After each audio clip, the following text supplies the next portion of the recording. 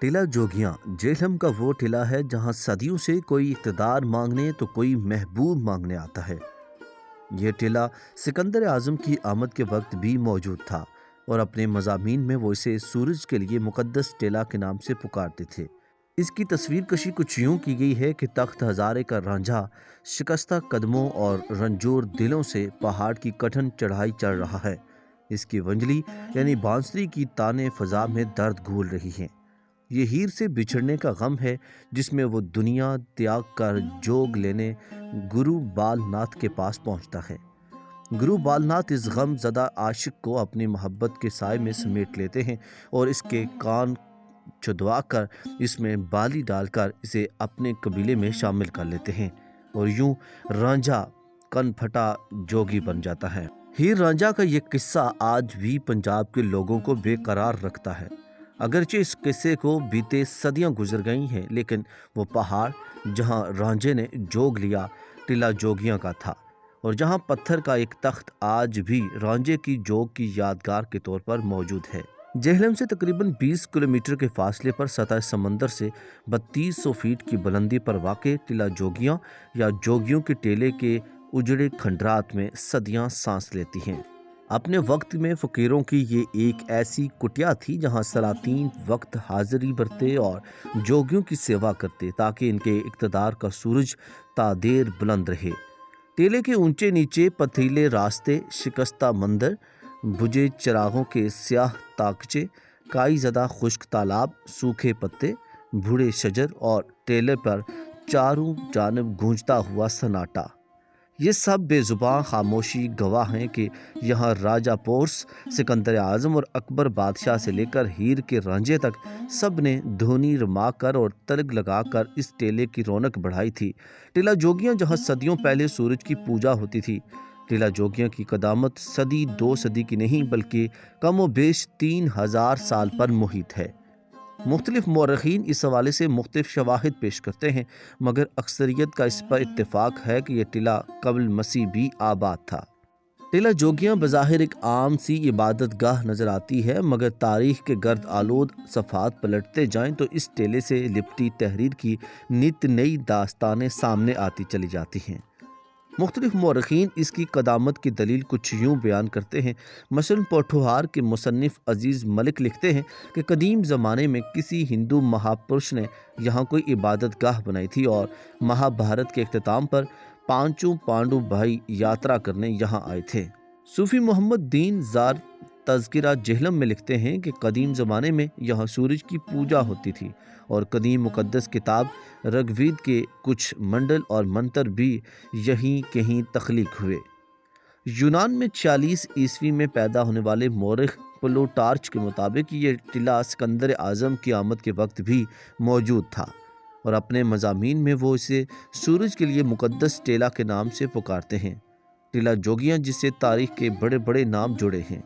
ٹیلا جوگیاں تاریخ، مذہب اور روایات کی دھند میں لپٹا ایک ایسا تحریر انگیز مقام ہے جس کی شکستہ دیواروں کے تاکچوں میں صدیوں پرانے بجھے چراغوں کی سیاہی دراصل وقت کے صفحات پر لکھی ہزاروں سال کی تاریخ کی انمٹ روشنائی ہے۔ یہاں کے مندر، سمادھی، تالاب اور گھنے اشجار سبھی سے تاریخ کے بڑے نام جڑے ہیں۔ بابا گرو نانک، گرو گورکھ ناتھ، گرو بال ناتھ، راجہ سلواہن، راجہ بھرتہری، سکندر اعظم، مغل بادشاہ جلال الدین اکبر، نور الدین جہانگیر، غرض کے ہر عہد کے سلاطین اور ہر مذہب کے پیشواؤں نے یہاں حاضری دی ہے۔ تاریخ میں یہ ٹیلا 2 بڑے ناموں سے مشہور ہوا، گرو گورکھ ناتھ اور صدیوں بعد گرو بال ناتھ۔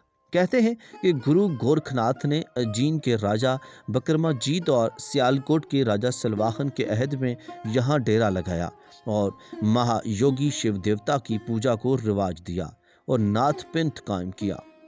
راجہ بھرتہری، پون بھگت اور راجہ رسالو جیسی شخصیات کا تعلق گرو گورکھ ناتھ کے دور سے ہی ہے۔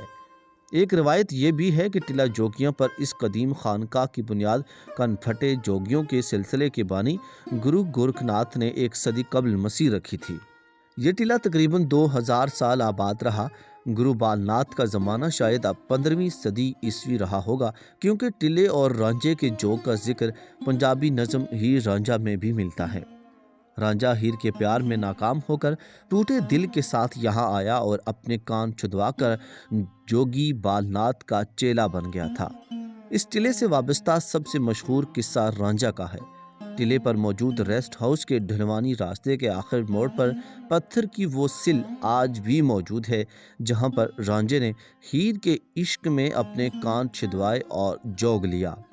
گرو بال ناتھ نے اس غم کے مارے کے بدن پر راکھ ملی اور کان میں مندرے ڈال کر اپنا چیلا بنا لیا، مگر عشق کی آگ نے رانجھے کو یہاں بھی ٹکنے نہ دیا اور وہ جوگی بن کر بھی ہیر کی تلاش میں سرگرداں رہا۔ اس ٹلے سے وابستہ ایک دلچسپ داستان پورن بھگت کی بھی ہے۔ برطانوی ماہر بشریات آر سی ٹیمپل کی 1886 میں شائع ہونے والی کتاب پنجاب کی لوک کہانیاں میں سیالکوٹ کے ایک راجہ سلواہن کی کہانی بیان کی گئی ہے جس کی 2 رانیاں تھیں، ایک اچھرا اور دوسری لونا۔ رانی اچھرا کا ایک ہی بیٹا تھا پورن، اور جو چندے آفتاب اور چندے ماہتاب تھا۔ اس کی سوتیلی ماں لونا پورن پر فریفتہ ہو گئی اور جب وہ اس کے بہکاوے میں نہ آیا تو اس نے راجہ سے پورن کی جھوٹی شکایت کی۔ راجہ رانی لونا کی باتوں میں آ گیا اور اپنے بیٹے کے ہاتھ پیر کاٹ کر اسے کنویں میں پھینکوا دیا، جو آج بھی سیالکوٹ کے کلوال جانے والی سڑک پر موجود ہے۔ پورن کئی برس تک اس کنویں میں پڑا رہا۔ ایک روز گرو گورکھ ناتھ اور ادھر سے گزرے تو انہوں نے اتفاق سے اپنا ڈیرا اسی کنویں پر لگایا اور اس کے بعد پورن کو کنویں سے نکلوایا اور اپنی روحانی طاقت سے پورن کا حال جانا۔ دلی شہر کی مانند یہ تاریخی ٹیلہ بھی کئی بار اجڑا اور پھر آباد ہوا۔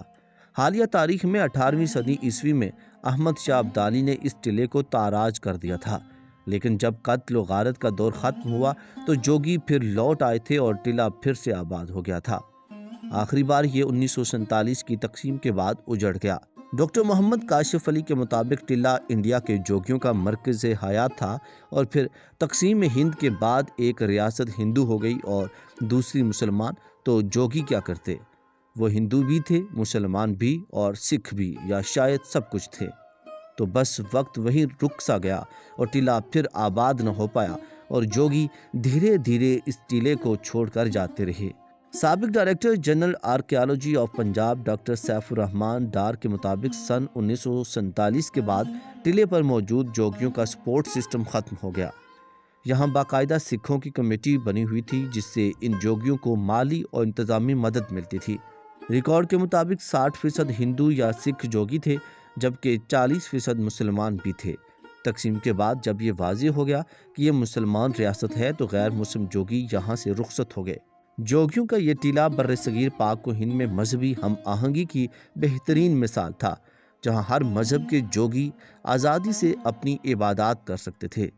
ہندو اور سکھوں کے لیے اس ٹلے کی بڑی اہمیت ہے اور شاید اب بھی یہ موقع ہے کہ ان قدیم آثار کو بحال کر کے مذہبی سیاحت کو فروغ دیا جا سکتا ہے۔